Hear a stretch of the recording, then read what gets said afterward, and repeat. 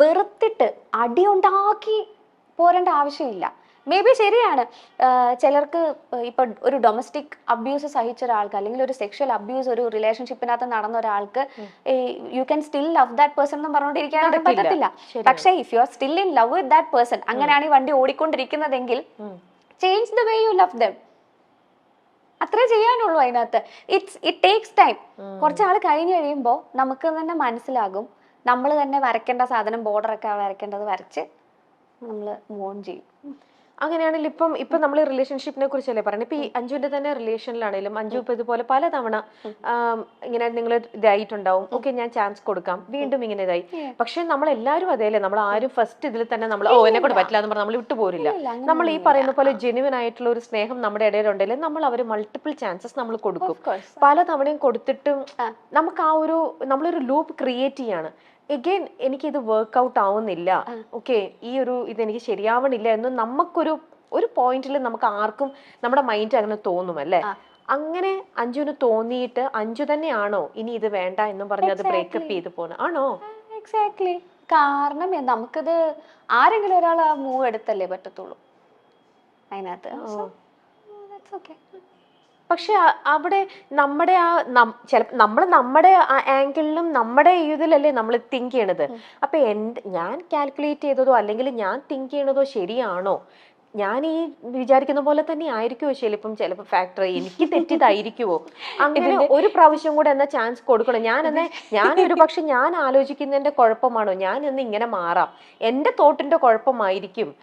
അങ്ങനെ പ്രത്യേകിച്ചും ഇങ്ങനെ നമുക്കിപ്പോ ആങ്സൈറ്റി ഉണ്ടല്ലോ അഞ്ജുവിനെ സംബന്ധിച്ച്. അപ്പം ഞാനിങ്ങനെ ടൂ മച്ച് ആങ്ഷ്യസ് ആണ് എല്ലാ കാര്യത്തിലും. അപ്പൊ ഒരു പക്ഷെ എനിക്ക് റോങ് ആവാലോ. അപ്പം ഞാൻ ഈ ട്രാക്ക് മാറ്റി പിടിച്ചാൽ ചിലപ്പോൾ ഇത് സ്മൂത്ത് ആയി പോയാലോ, അങ്ങനെ അങ്ങനെ ചിന്തിച്ചിട്ടുണ്ടോ? ഇതിന്റെ ഒരു വിഷയം ഈ സംഭവത്തിന് എനിക്ക് ഉത്തരം പറയാൻ പറ്റാത്തതിന്റെ ഒരു കാരണം എന്താ വെച്ചാൽ എനിക്ക് ആ റിലേഷൻഷിപ്പ് ബ്രേക്ക് ആയതിന്റെ കാരണം എനിക്ക് പറയാൻ പറ്റത്തില്ല. സോ അത് പറയാത്തോടത്തോളം കാലം ഞാൻ ഇതിന് പറയാൻ പറ്റുന്നില്ല, ആൻസർ ചെയ്യാൻ എനിക്ക് പറ്റത്തില്ല. ക്ലിയർ ആയി. ഓക്കെ, സാരില്ല, വിട്ടേക്കും. അപ്പൊ എന്തായാലും ആ ഒരു ഇതിൽ നിന്നും നമുക്ക് നമുക്ക് ഒരുപാട് വർഷത്തെ നമ്മുടെ ആ ഒരു ഇൻവെസ്റ്റ്മെന്റും നമ്മുടെ ഒരു ഇതല്ലേ. പക്ഷെ അതിൽ നിന്ന് അഞ്ജുവിനെ അപ്പൊ ഹെൽപ്പ് ചെയ്തത് അഞ്ജു തന്നെയാണോ, ഈ പറയുന്ന ഒരു ഡോക്ടറിനാണോ? ഇവരെല്ലാരും നമ്മളെ ഹെൽപ്പ് ചെയ്യാൻ നോക്കും. At the end of the day നമ്മൾ തന്നെ നമ്മളെ പൊക്കിക്കൊണ്ട് വന്നേ പറ്റത്തുള്ളൂ. No one can help us എന്താ പറയാ ബെറ്റർ ദാൻ അവർ സെൽഫ്. കാരണം ഇപ്പോൾ സിമ്പിളായിട്ട് ഞാനൊരു എക്സാമ്പിൾ പറയാം. നമ്മുടെ ഇപ്പൊ എന്നെ പാട്ട് പഠിപ്പിക്കുന്ന ബേണി ഇഗ്നേഷ്യസിലെ ബേണി സാറാ, ഹിന്ദുസ്ഥാനി പഠിപ്പിക്കുന്നത്. ബേണി സാറിന് എന്നെ പാട്ട് പഠിപ്പിക്കാനേ പറ്റത്തുള്ളൂ. പുള്ളി ക്ലാസ് എല്ലാ തിങ്കളാഴ്ചയാണ് എൻ്റെ ക്ലാസ്. തിങ്കളാഴ്ച രാവിലെ 10:30 സാർ എന്നെ പഠിപ്പിക്കുന്നു. സാർ എന്നെ കുറേ ചൊട്ടഗായൽ പഠിപ്പിക്കുന്നു, കുറേ രാഗം പഠിപ്പിക്കുന്നു. ഇതെല്ലാം പുള്ളി പഠിപ്പിച്ചു. പക്ഷെ ഞാനത് പഠിക്കണ്ടേ? അത് ഞാൻ വിചാരിച്ചാലേ നടക്കത്തുള്ളൂ. പഠിക്കണോ? സെയിം തിങ് അപ്ലൈസ് വിത്ത് തെറപ്പി. നമ്മൾ വെറുതെ തെറപ്പിക്ക് പോയിരുന്ന അവര് തരുന്ന മരുന്ന് മാത്രം കഴിച്ചിട്ട് അവർ പറയുന്ന കാര്യങ്ങളൊന്നും ചെയ്യുന്നില്ല. നമ്മൾ പിന്നെയും ആ ഒരു ലൂപ്പിൽ തന്നെ കിടന്ന് കറങ്ങിക്കൊണ്ടിരിക്കുവാണ്. നമ്മൾ ബൗണ്ടറി വെക്കുന്നില്ല, അല്ലെങ്കിൽ നമ്മൾ ആ ഒരു ആ എൻവയോൺമെന്റിൽ തന്നെ നമ്മൾ ഇപ്പോഴും നിൽക്കുവാണെങ്കിൽ ഹൗ കം ഒരു വ്യത്യാസം ഉണ്ടാകും? സോ അത് നമ്മളും കൂടെ വർക്ക് ചെയ്താൽ മാത്രമേ ഉള്ളൂ. ഇപ്പോൾ എല്ലാവരും അതിനുള്ളൊരു പ്രിവിലേജ്ഡ് സിറ്റുവേഷനിലാണോ എന്ന് ചോദിച്ചാൽ അല്ലാത്ത ഇഷ്ടം പോലെ ആൾക്കാരുണ്ട്. ഇപ്പോൾ ഒരു ടോക്സിക് ആയിട്ടുള്ള സിറ്റുവേഷനിൽ നിന്നിട്ട് അതിൽ ഒബ്സസ്ഡ് ആയിട്ട് നിൽക്കുന്ന ആൾക്കാരും ഉണ്ട്. അല്ലേ? എനിക്കറിയാവുന്ന എത്രയോ ആൾക്കാരുണ്ട്. ഇപ്പം ഞാൻ ഈ ഒരു കാര്യം ഓപ്പണപ്പ് ചെയ്ത് കഴിഞ്ഞ് കഴിഞ്ഞാൽ പിന്നെ ഞാനിത് ഓപ്പണപ്പ് ചെയ്തതിൻ്റെ തന്നെ കാരണം കുറേ പേര് ഇതിൻ്റെ താഴേക്ക് വന്ന് കമൻ്റൊക്കെ ഇടാറുണ്ടായിരുന്നു ആ സമയത്ത്. ഇവളിത് പറഞ്ഞതുകൊണ്ടല്ലേ ഇങ്ങനെ ന്യൂസും കാര്യങ്ങളൊക്കെ വരുന്നത്. ഞാനത് പറഞ്ഞതിൻ്റെ ഒരു മേജർ കാരണം, it's not a crime to divorce. If a relationship is not working, it's okay to go for a divorce, അല്ലെങ്കിൽ ഒരു ബ്രേക്കപ്പ്. ഒരു ടോക്സിക് ഇതിനകത്ത് നിങ്ങൾ നിന്ന് നിങ്ങളുടെ ജീവിതം കളയുന്നതിൽ നല്ലത്, അല്ലെങ്കിൽ ഒരു ശരി നിങ്ങൾക്ക് അങ്ങനെ കണ്ടിന്യൂ ചെയ്ത് പോകാനാണ് താല്പര്യമെങ്കിൽ that's okay, that's up to you. പക്ഷെ ഡിവോഴ്സ് ചെയ്ത ആൾക്കാരെല്ലാം പ്രശ്നക്കാരാണ്, മോശമാണ്. ഇപ്പോൾ സിമ്പിളായിട്ട് വരുവാണെങ്കിൽ ഇപ്പൊ ഈ ഇന്റർവ്യൂ പുറത്ത് വന്നു കഴിഞ്ഞ് കഴിയുമ്പോൾ ഇതിനകത്തൊരു മേജർ സാധനം വരാൻ പോകുന്നത് ഞങ്ങൾ അന്നേ പറഞ്ഞില്ലേ, ഇവളുടെ ഭാഗത്താ പ്രശ്നം. That's okay. അതാ ഞാൻ നേരത്തെ ആദ്യം പറഞ്ഞത്. I reached A point wear okay, എൻ്റെ ഭാഗത്താണ് പ്രശ്നം, ദാറ്റ്സ് ഓക്കെ, കൂൾ. അപ്പൊ അല്ല ഇപ്പം ഇപ്പം നമ്മുടെ ഈ പ്രോഗ്രാം കണ്ടുകൊണ്ടിരിക്കുന്ന ഇപ്പൊ ആരെങ്കിലും ഒക്കെ ഉണ്ടെങ്കിൽ ഇതേപോലത്തെ സിറ്റുവേഷൻ മറ്റുള്ളവർക്കും ഉണ്ടല്ലോ. ഇതിപ്പോ ആർക്കും വളരെ കോമൺ ആയിട്ടുള്ള ഒരു സെയിം റൂട്ടിലൂടെയാണ് അഞ്ജുവിന്റെയും പോണത്. അപ്പൊ അവർക്കും കൂടെ എന്തെങ്കിലും ഒരു തരത്തിൽ ഇപ്പൊ അഞ്ജു ഇത്രയും ഒരു ക്ലിനിക്കലി സപ്പോർട്ടും കൂടെ കിട്ടി, അതിൽ കുറച്ചിപ്പം സക്സസ്ഫുൾ ആയി നിൽക്കുന്ന ഒരാളെന്നുള്ളതിൽ അഞ്ജുവിന് അത് ചിലപ്പോൾ അഡ്വൈസ് ചെയ്യാൻ പറ്റും അവർക്കാണെങ്കിൽ പോലും. ഇപ്പം ഇങ്ങനെ ഒരു റിപ്പീറ്റഡ്ലി ഇപ്പം നമ്മൾ തമ്മിലുള്ള ഇതിലാണെങ്കിൽ പോലും ഓക്കെ നിന്റെ ഭാഗത്താണ് മിസ്റ്റേക്ക് എന്നോ അല്ലെങ്കിൽ എന്റെ ഭാഗത്ത് നിന്ന് ചിലപ്പോൾ ചിലർ വളരെ കറക്റ്റ് ആയിട്ട് അവർ പ്ലേ ചെയ്യും. അതായത് നമ്മൾ എത്ര നിന്നാലും അവരും ചിലപ്പോൾ നമ്മളെയും കൊണ്ട് പറയിപ്പിക്കാൻ നോക്കും, അല്ലെങ്കിൽ നമ്മളെയും കൊണ്ട് അവർ എക്സിറ്റ് അടിപ്പിക്കാൻ നോക്കും. ഓക്കെ ഇതാണ് ചിലരുടെ വളരെ ഭയങ്കര ഒരു ചിലരുടെ ബ്രില്യൻ പ്ലേ ആണ്. ഗ്യാസ് ലൈറ്റിംഗ് ആണ് അല്ലേ? ആ ടേമിന്റെ പേരാണ് ഗ്യാസ് ലൈറ്റിംഗ്. ആണല്ലേ? ആ ടേം നെയിമും പഠിച്ചു കഴിഞ്ഞു, പഠിച്ചുകൊണ്ടിരിക്കുന്നു. അപ്പൊ അതിനവിടെ ഒരു അതായത് മറ്റുള്ളവർ നമ്മളെ ബ്ലെയിം ചെയ്യാണ്. ആ സെക്കൻഡ് പേഴ്സൺ നമ്മളെ ബ്ലെയിം ചെയ്തിട്ട് നിന്റെ മിസ്റ്റേക്ക് കൊണ്ടാണ് ഞാനിപ്പോ ഇങ്ങനെ ആയത്, അല്ലെങ്കിൽ നീയാണ് ഇതിനെ പറഞ്ഞിട്ട് ഇങ്ങനെ റിപ്പീറ്റഡ്ലി നമ്മളെ ബ്ലെയിം ചെയ്യാണ്. അങ്ങനെ അതിന് ബ്ലെയിം ഷിഫ്റ്റിംഗ് എന്ന് പറയുമല്ലോ. അപ്പൊ അങ്ങനെ നമ്മളെ ബ്ലെയിം ഷിഫ്റ്റ് ചെയ്ത് ഓക്കെ നമ്മളെയും കൊണ്ട് അവർ ഫൈനലി പറയിപ്പിക്കുകയാണ്. ഓക്കെ ഫൈൻ, നമുക്ക് ഇതിവിടെ നിർത്താം, എല്ലാം നമുക്ക് എന്ത് ചെയ്യാം, ഞാൻ എക്സിറ്റ് ചെയ്യാണ് എന്ന് അവര് നമ്മളെയും കൊണ്ട് പറയിപ്പിക്കും അല്ലേ? അതിൽ ഞാൻ കണ്ടിട്ട് ഇത് അത്ര ഇമ്പോർട്ടന്റ് ആയിട്ടുള്ള ഒരു കാര്യമല്ല. കാരണം ആര് ഇത് പറഞ്ഞാലും ഇതിന്ന് രക്ഷപ്പെട്ടാ പോരെ. എന്തിനാ ഇങ്ങനെ ചിന്തിക്കുന്നത്?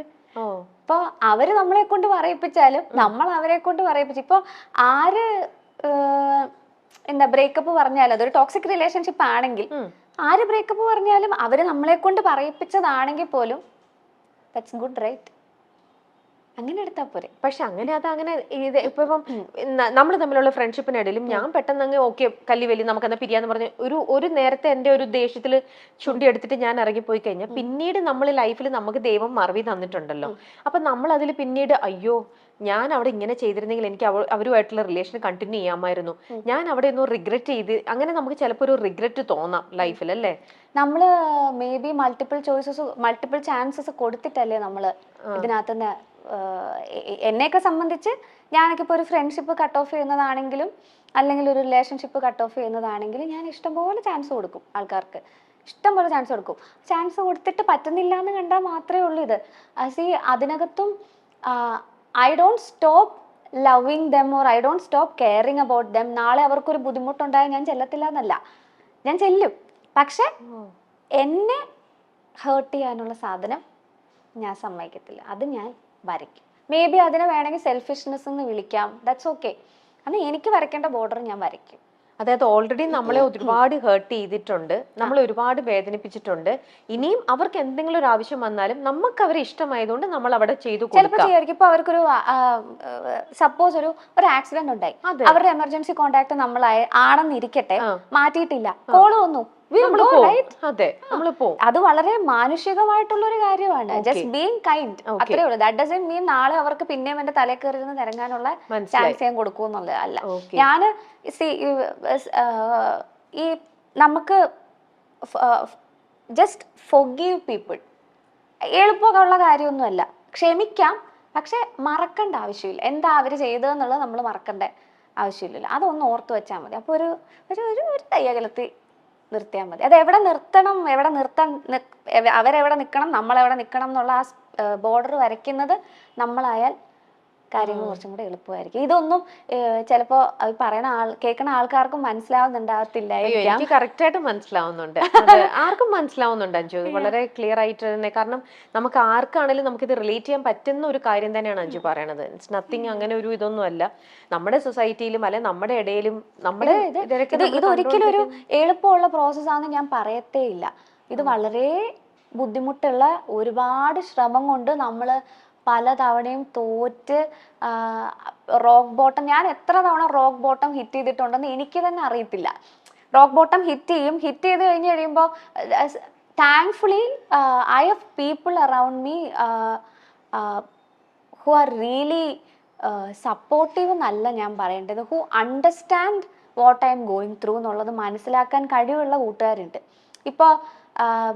ഇപ്പൊ ഞാൻ ഇന്ന് ഇവിടെ വന്ന് ചിരിച്ചിരിക്കുവാണെങ്കിൽ മേ ബി ചിലപ്പം ചേച്ചിക്ക് മനസ്സിലാവുന്നുണ്ടാവില്ല, അല്ലെങ്കിൽ ഞാനൊരു സ്റ്റേജിൽ പെർഫോം ചെയ്യുമ്പോൾ ഒരു ഓഡിയൻസിന് മനസ്സിലാവുന്നുണ്ടാവില്ല I was going through a depression phase എന്നുള്ളത് മനസ്സിലാവുന്നുണ്ടാവത്തില്ല. പക്ഷെ ക്ലിയർലി നമ്മൾ ചിരിച്ച മുഖം കൊണ്ട് നിന്നാലും മനസ്സിലാക്കുന്ന കൂട്ടുകാരുണ്ട്. തീർച്ചയായിട്ടും നമ്മുടെ ഒരു കോളും കൊണ്ട് ചിലപ്പോ ഹലോ എടി എവിടാ എന്ന് ചോദിക്കുമ്പോഴേ എന്താടി പറ്റിയത് എന്ന് ചോദിക്കുന്ന ഉണ്ട്, കൂട്ടുകാരുണ്ടാകും. തീർച്ചയായിട്ടും. അല്ലെങ്കിൽ അങ്ങനെയുള്ള ആൾക്കാരുള്ളതാണ് നമ്മുടെ ഏറ്റവും വലിയൊരു ഭാഗ്യം. മലയാളികൾക്ക് സുപരിചിതയായ ഗായികയാണ് അഞ്ജു ജോസഫ്. സംഗീത റിയാലിറ്റി ഷോയിലൂടെയാണ് അഞ്ജു കടന്നു വന്നത്. സോഷ്യൽ മീഡിയയിലും സജീവമാണ് അഞ്ജു ജോസഫ്. തന്റെ വിവാഹമോചനത്തെക്കുറിച്ചും വിഷാദ രോഗത്തെക്കുറിച്ചും ഒക്കെയുള്ള അഞ്ജുവിന്റെ വാക്കുകൾ വാർത്തയായിരുന്നു. താരം വിവാഹിതയായി എന്ന വാർത്ത പുറത്തുവന്നതോടെ നിരവധി പേരാണ് ആശംസകളുമായി എത്തിയത്. എന്നാൽ വലിയൊരു കടമ്പ കടന്നുകൊണ്ടാണ് അഞ്ജു ജോസഫ് രണ്ടാം വിവാഹത്തിലേക്ക് എത്തിയത്. ഡിപ്രഷനും കണ്ണീരും ഒക്കെ നിറഞ്ഞ നാളുകൾ താണ്ടിക്കൊണ്ടാണ് അഞ്ജു ജോസഫ് ജീവിതത്തിലേക്ക് തിരിച്ചു വന്നത്. ഇതിനെക്കുറിച്ച് താരം തന്നെ തുറന്നു പറഞ്ഞിട്ടുമുണ്ട്. സിനിമയായിരുന്നു അഞ്ജുവിന്റെ സ്വപ്നം. ഇതിനിടെയാണ് റിയാലിറ്റി ഷോയിലെത്തിയത്. ഷോയിലൂടെ പ്രശസ്തി നേടാൻ അഞ്ജുവിന് കഴിഞ്ഞു. ഷോകളും താരത്തിനെ തേടിയെത്തി. ലോകത്തിന്റെ പല ഭാഗങ്ങളിലും ഷോകൾ അവതരിപ്പിക്കാൻ സാധിച്ചു. എന്നാൽ അപ്പോഴും സിനിമ എന്ന സ്വപ്നത്തിലേക്ക് എത്താൻ അഞ്ജുവിന് കഴിഞ്ഞില്ല. അതോടെ അഞ്ജു അവസരം ചോദിക്കാൻ തുടങ്ങി. അങ്ങനെ അവസരം ചോദിച്ചു നടക്കുമ്പോൾ താൻ കേട്ട തന്നെ തളർത്തിയ കമന്റായിരുന്നു ശബ്ദം കൊള്ളില്ല എന്നത്. അതോടെ ആത്മവിശ്വാസം പോയി, പാടാൻ ധൈര്യമില്ലാതായി എന്നും താരം പറഞ്ഞു. ഈ പ്രശ്നങ്ങളൊക്കെ നടക്കുന്ന സമയത്താണ് അഞ്ജു വിവാഹിതയായത്. എന്നാൽ ആ ദാമ്പത്യ ജീവിതത്തിന് അധിക നാൾ ആയുസ് ഉണ്ടായില്ല. വൈകാതെ തന്നെ വിവാഹമോചനവും നടന്നു. അത് തന്റെ മാനസികാരോഗ്യത്തെ തകർത്തു കളഞ്ഞു എന്നാണ് അഞ്ജു പറയുന്നത്. പക്ഷേ അവിടെ ചെന്നപ്പോഴാണ് അറിയുന്നത് എനിക്ക് OCD ഉണ്ട്, ഒബ്സസീവ് കമ്പൾസീവ് പേഴ്സണാലിറ്റി ഡിസോർഡറും. അതെ, അപ്പൊ അത് OCPD ആണ്. OCPD ഉണ്ട്. OCPD ആണുള്ളത് അല്ലേ? പക്ഷേ ആൾക്കാർക്കൊരു തെറ്റിദ്ധാരണയാണ് ഈ വൃത്തിയാണ് OCD എന്നൊരു തെറ്റിദ്ധാരണയുണ്ട്. അതൊന്നും അത് അല്ല. മാത്രല്ല, അതൊന്നും അല്ല, അല്ല അതുമാണ്. അതുമാണ്. നമ്മൾ ചില obsession കാര്യങ്ങളിൽ ഉള്ളതാണ്. ഒബ്സഷൻ എന്തിനോടെങ്കിലും നമുക്ക് തോന്നിയാൽ നമ്മൾ അതിൽ ഇങ്ങനെ റിപ്പീറ്റീവ് ആയിട്ട് നമ്മൾ ചെയ്തുകൊണ്ടിരിക്കും. ചെയ്തുകൊണ്ടിരിക്കുന്നതാണ് വിഷയം. ഇപ്പൊ അങ്ങനെ ഒരു സാധനം ചെയ്തില്ലെങ്കിൽ നിങ്ങൾക്ക് വിഷയമാണെങ്കിൽ അത് OCD ആണ്. അപ്പൊ ഇപ്പൊ തൊട്ട് മുന്നേ പറഞ്ഞില്ലേ എനിക്കൊരു ആങ്സൈറ്റി ഉണ്ട്, ഞാനിപ്പോ ഒരു ഇതെടുക്കുന്നു. അപ്പൊ എങ്ങനെയാ അത്, എനിക്കത് ടൂ മച്ച് ആണോ, എന്നിലുള്ള ആ ഒരു ഫീലിംഗ് എനിക്ക് തോന്നുന്നത് അത് ടൂ മച്ച് ആണോ? ഞാൻ സാധാരണ ഒരാൾ എല്ലാവർക്കും തോന്നുന്നത് തന്നെയാണോ എനിക്ക് തോന്നുന്നത്, അതോ അതിനൊക്കെ കുറച്ച് കൂടുതലായിട്ട് തോന്നുന്നുണ്ടോ? സോ ഞാൻ ഒരു തെറാപ്പിസ്റ്റിന്റെ അടുത്ത് പോണോ? ഇങ്ങനെയൊക്കെ ഒരു തോട്ട് എപ്പോഴായിരിക്കും അഞ്ജുവിലേക്ക് വന്നിട്ടുണ്ടാവുക? എനിക്ക് എൻ്റെ പാസ്റ്റ് റിലേഷൻഷിപ്പ് കഴിഞ്ഞ് കഴിഞ്ഞപ്പോൾ ഐ ഹാഡ് ഇഷ്യൂസ്. എനിക്ക് ക്ലിനിക്കലി ഞാൻ ഡിപ്രസ്ഡ് ആയിരുന്നു. അത് ഡയഗ്നോസ്ഡ് ആയിട്ടുള്ള ഇതായിരുന്നു. മറ്റേ ഡിപ്രഷൻ എന്ന് പറഞ്ഞ് വെറുതെ പറയുന്ന സാധനമല്ല, ക്ലിനിക്കലി ഡിപ്രസ്ഡ് ആയിരുന്നു. മെഡിക്കേഷൻ വേണ്ട സിറ്റുവേഷൻ ആയിരുന്നു. അപ്പോൾ ഞാൻ ഉറങ്ങുന്നേ ഉണ്ടായിരുന്നില്ല. എനിക്ക് തോന്നുന്നൊരു 1.5 മാസത്തോളം ഞാൻ ഉറങ്ങിയതേ ഇല്ല. ഡേയിലും ഉറങ്ങില്ല, ഡേ ഉറങ്ങില്ല, നൈറ്റ് ഉറങ്ങില്ല, ഫുൾ ടൈം ഓണാണ്. അപ്പൊ എന്താ ഈ ആലോചിച്ചുകൊണ്ടിരിക്കണേ? എനിക്കും അറിയത്തില്ല. മൊത്തം നമ്പാണ്. എനിക്ക് കട്ടിലിൽ നിന്ന് എഴുന്നേക്കാൻ ബുദ്ധിമുട്ട്. പക്ഷെ ഡിപ്രഷൻ ഇത് മാത്രമല്ല, അറ്റ് ദ സെയിം ടൈം ഞാൻ ഷോസും ചെയ്യുന്നുണ്ടായിരുന്നു. ഷോസ് ചെയ്യുമ്പോൾ ഞാൻ പോയി ഒരു ഫേക്ക് ചിരിയും ഇട്ടിട്ട്. പക്ഷെ അവിടെ പ്രൊഡക്റ്റീവ് ആവാൻ പറ്റുന്നുണ്ടായിരുന്നോ? യെസ്, ചെയ്യും. കാരണം നമ്മളെ ജോലിയല്ലേ. എനിക്ക് അതും ഈ OCD ഭാഗമാണ്, ഒബ്സെഷനാണ്, പെർഫെക്ഷൻ വേണം എന്നുള്ള സാധനമാണ്. അല്ല, പക്ഷെ ഇത്ര മാസം 1.5 മാസം ഉറക്കമില്ലെങ്കിൽ അത് ഒബ്വിയസ്ലി നമ്മുടെ ബോഡിയിൽ അത് കാണിക്കുമല്ലോ. നമ്മുടെ ഫേസിലും ബോഡിയിലും നമ്മുടെ പ്രൊഡക്ടിവിറ്റിയിലും ആൾക്കാര് ചോദിച്ചിട്ടുണ്ട്, they didn't know that I was going through something എന്നുള്ളത് അവർക്ക് അറിയത്തില്ലായിരുന്നു.